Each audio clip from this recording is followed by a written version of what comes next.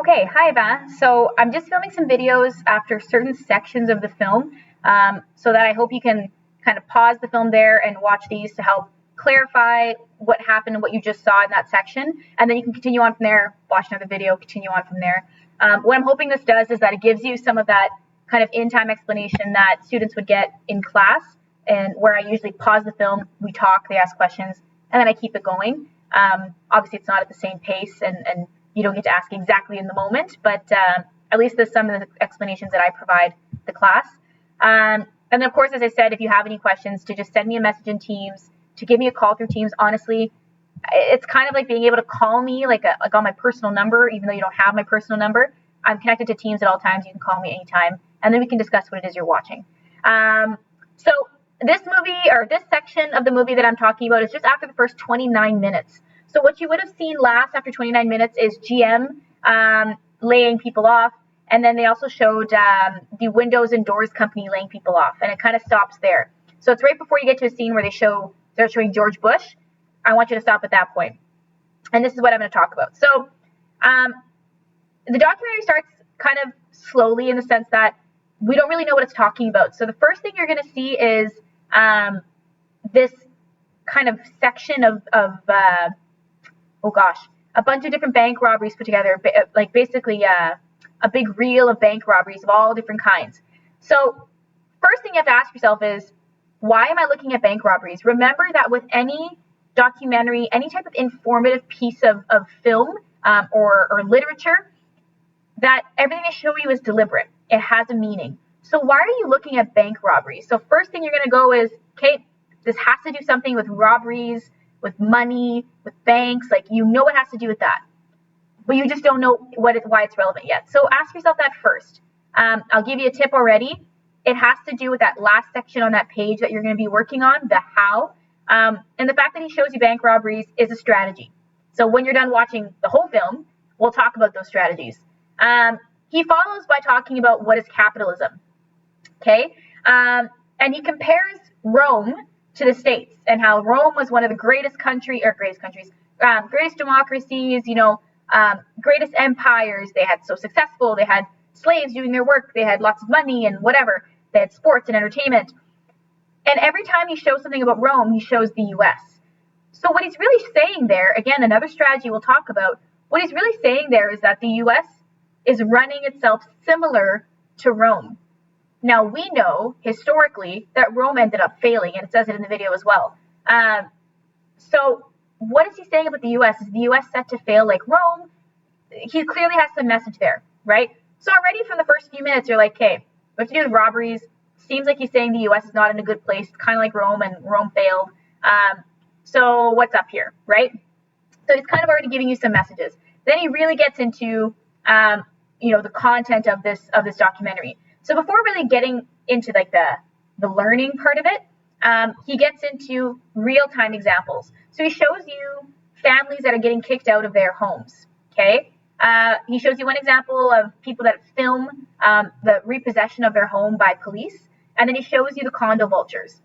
So if you don't understand, house repossession happens when a person does not pay their mortgage, right? You basically borrow money from the bank, and every month you have to pay a little bit back to the bank to be able to stay in your house. So, for instance, I won't give you my numbers, obviously. Let's say hypothetically, the house that I just bought cost me $400,000, and I asked the bank for, I don't know, $350,000 because I had $50,000 to pay right away. So that means every month I'm going to pay a little section of that $350,000 that I borrowed from them. And if after so many times I do not pay it, that means I'm defaulting on my mortgage. That means that I made a bet and I made a deal, and I'm not keeping up my side of the deal. So when these deals happen, and that's what you do when you sign a mortgage with the lawyers, is they have a right to kick you out of your house. They can take it back. Like, you can't just stay somewhere if you're not paying for it, right? You can't go to the gym without buying the membership. It's a similar deal. So these families clearly aren't paying their mortgage. Now, naturally, if you don't understand what happens to cause this, a lot of people go, well, that's their fault. Like, they got kicked out. That's their problem. But what he's going to tell you in this documentary is that maybe it's not necessarily their fault, right? So he shows you this, and you kind of feel bad for these families a little bit. You just see them getting kicked out of their homes. It sucks. he shows you a couple other families in Peoria, Illinois, getting kicked out of their farm, and you kind of see that sadness that they're experiencing.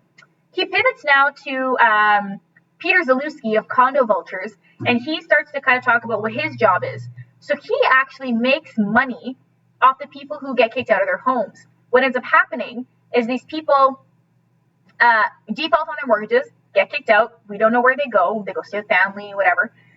They get kicked out, and now the bank has this house that they took from this family. But banks don't want to just sit on a house. They want to sell it, right? So that they keep getting these payments in by month. It's only making money if someone's bought it. So what they do is they have real estate agents that are basically experts in repossessed homes. And these real estate agents sell the homes at a lesser value. Okay? This was a huge thing in the States in 2008. Now, for real-time example, my brother lived in Arizona for 2 years, and he knew a man who owned a home there, who was there like a winter bird kind of deal, and he rented off of him.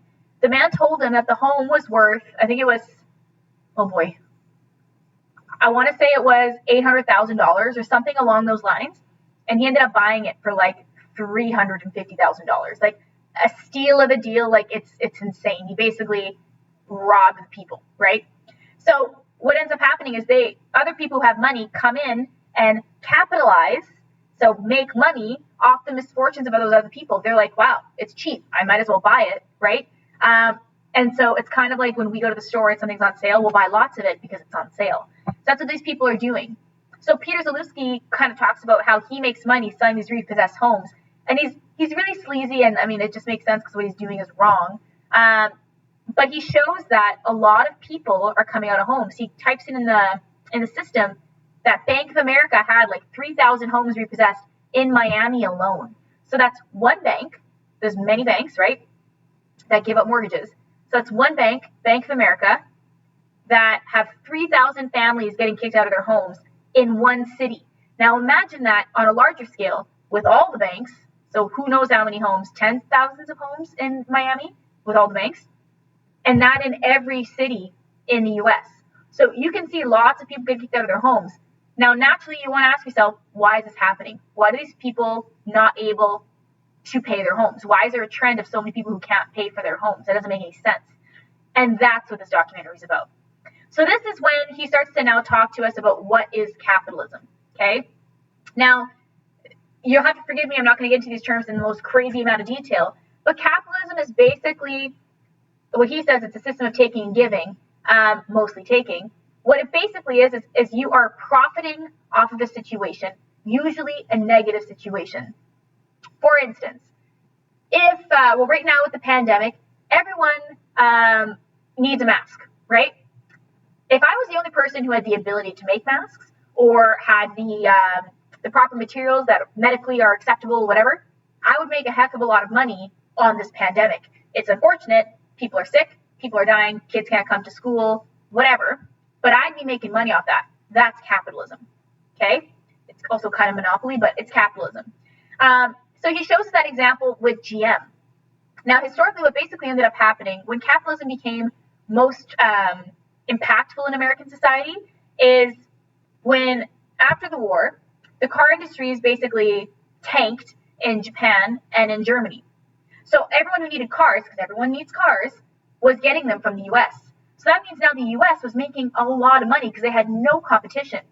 Well, you and I, we know that the most obvious thing that's going to happen is eventually they're going to have competition. So it's not sustainable, right? Awesome, you're making double the money today, but tomorrow you might not be because they're eventually going to come back and you will have competition. So they were making a ton of money. So that means that with all the profits coming in, they were making more cars. They were able to charge more for these cars. So everyone, the common worker and the companies, were making so much money. So they started to tax people higher. And this is where the country was able to build itself up to be one of the greatest countries in the world. They were taxing people at a 90% tax rate, which goes to show you if they were taking 90% taxes off of what they were making, that's a crazy amount. That goes to show you that they were making a lot of money. And so this tax dollars went to the government. The government took the taxes and said, okay, how can we make this country better?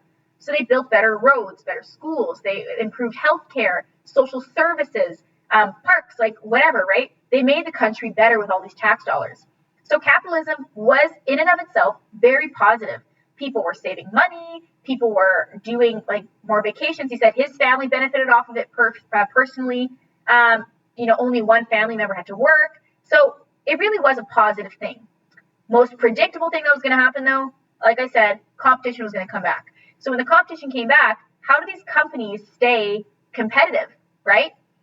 No company ever wants to lose. It's like me. I mean, if the school told me, school division told me, you're going to make $100,000 this year. Next year, you're going to make 90. No go. You don't go down in the money you make. You want to continue making more money because you get used to how much you make. Your cost of living also comes up in accordance to how much you make too, right? Back in the day when I was in high school, I used to be able to live off of very little money off my part-time. My life has since changed as an adult. I need more money, right? Now especially. So these companies have that same mentality. They're like, well, no, I'm not going to make less money. How can we ensure we're still making the same amount of profit? So what they started to do is lay people off. Now imagine a room, if it's demonstrative of the whole company, a room of 30 people, you cut that room in half, 15 of them get laid off. Now you want to still be able to make the same amount of cars, but you only got half the workers. So you're overworking the workers you have, which causes them stress, of course, and then half your workers don't have jobs anymore. So they were saving money off of not having to pay these salaries. That's great. But these people are working doubly hard, and they're not going to say no because they want to keep their jobs. Everyone wants job security. So right now you're saving money and you're making the same amount, but again, the next quarter, the next year, whatever, you're going to have to do something else to stay competitive, lay more people off. And that ended up becoming very unhealthy. So the company tanked because they had no way to stay competitive, right? Now, what we saw in the charts that they showed on the screen is a lot of things ended up happening is depression went up. Companies like Pharmacare and stuff like that, when they were selling these drugs that were for depression and whatever, they started hiking up the prices of these sales because people were depressed that they were either being overworked or didn't have jobs. They needed antidepressants. Well, everyone needs antidepressants. Let's make them more expensive. And these were people capitalizing off of the misfortunes of others, right? So think of it that way. You're trying to make money. The best way you can make money is to hurt the people below you. And that's what these companies were doing to try and stay competitive. But at its source, capitalism was positive, right?